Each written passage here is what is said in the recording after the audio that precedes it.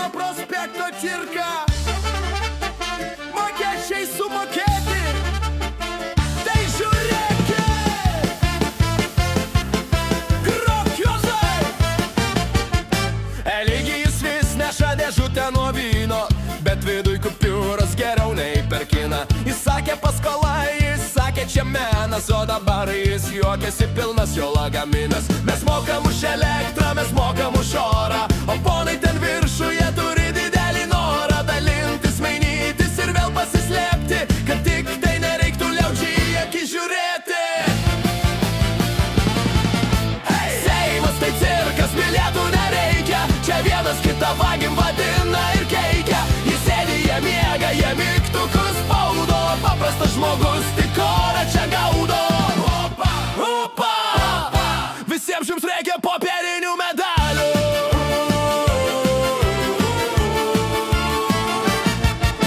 Gabrielius ramiai savo nupirko vilą, kol Lietuvoj žmonės iš pykčio tik tyla.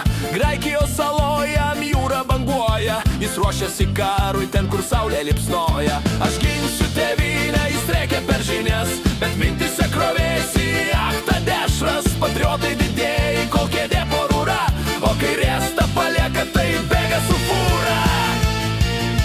O Vilija raudona žadėjo mums rojų, aš būsiu premjerė, aš jums atstovauju. Bet pamačius darbo, jai susuko pilvą ir atgal į Briuselį, ji nerė kaip į kilpą. Aš sena, aš pavargus, man reikia ramybės, paliko mus kvailius be jokios galybės. Rinkėjai tik plojo, balsavo už veidą, o gavo kaip visada to pačią klaidą.